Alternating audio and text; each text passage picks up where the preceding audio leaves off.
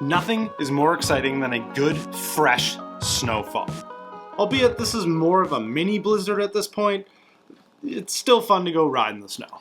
And it also has the added efficient benefit of cleaning your bike when you were too lazy to clean it after a review video that you shot. So many benefits. And considering the business that I work for just sort of declared a bit of a snow day, and the city is starting, I would assume, to shut down just a little bit to keep people off the road, I think it makes more sense to like put something a little more like this pedal-wise on than boots and flat pedals.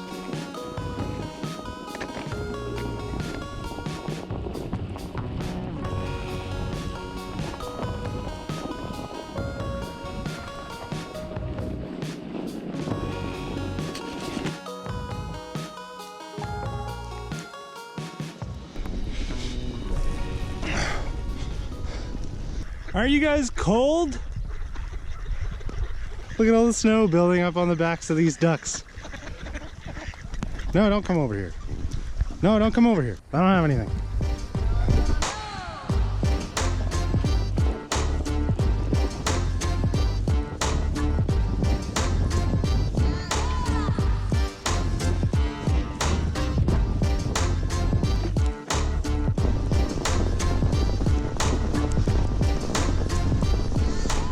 Now, in an attempt to create the illusion of some sort of responsibility, I am limiting today's winter blizzard gallivanting almost exclusively to multi-use trails and doing my best to stay off-road. Mostly out of the unknown that you don't know when one of your summer-tired winter friends might come around a corner unexpectedly. I don't know what's back there. Usually it's really wet and gross. Today's probably still not the day to go back there.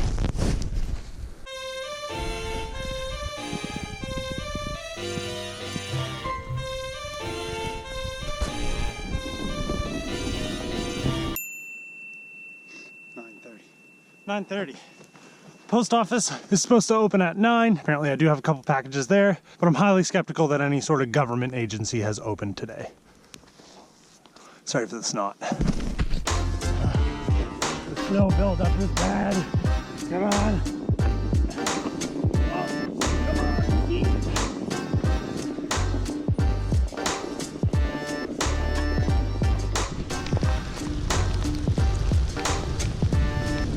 Okay, this is a road, but it's a dead end, so it doesn't count.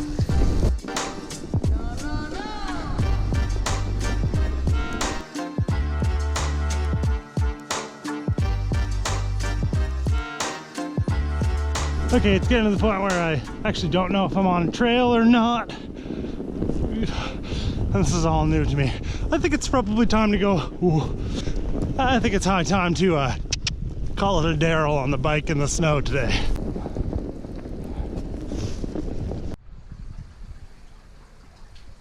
One trick for making winter riding suck a little bit less is just to keep shifting so that this doesn't build up on your cassette like it did for me today. There's a lot of snow on the ground. You need that low gear.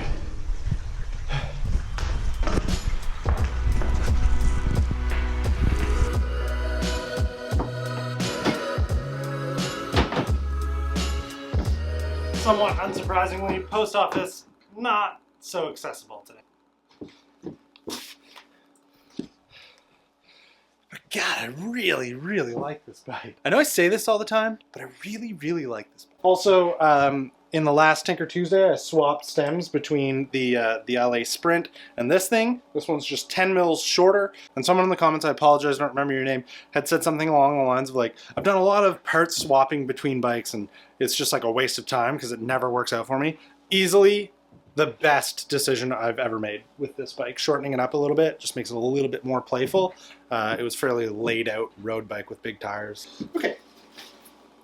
This stuff is very wet.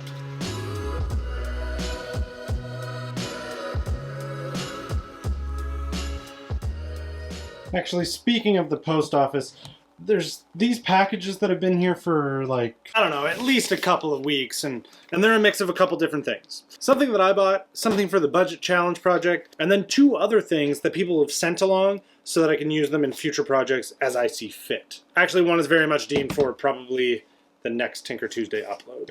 So let's do like a quintessential vlogger mail time segment.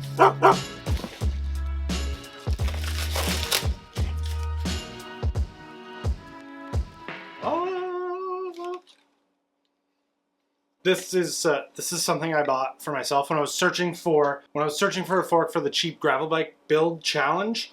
I found that Ritchie, and later on, this option sort of came up, and I bought it because I wanted it. I don't know what I'm gonna use it for yet.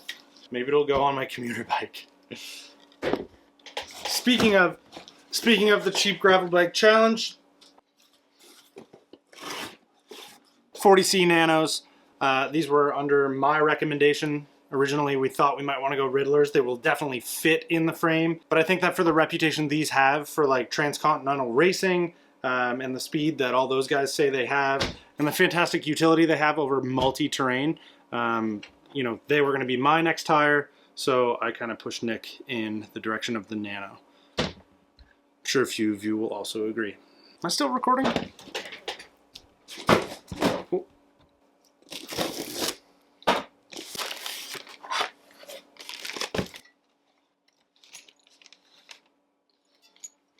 These were sent to go on the Tricross.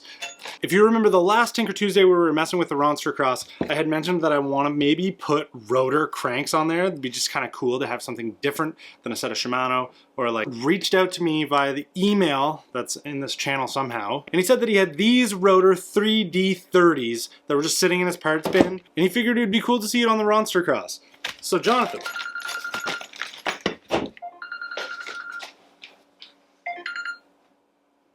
hello. So Jonathan, thank you very much. It looks like I'm gonna have to buy another bottom bracket tool.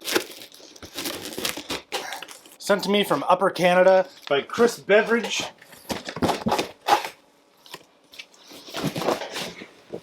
Is an entire hydraulic 11-speed 105 group set with brake rotors and chain. Chris, you don't mess around. Oh, and a front trailer.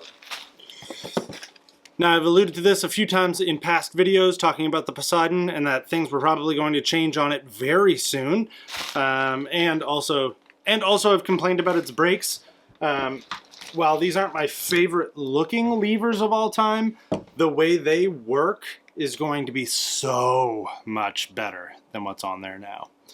Okay, these were way more organized while they were in boxes. Now I have a mess of boxes and loose parts everywhere. Thank you.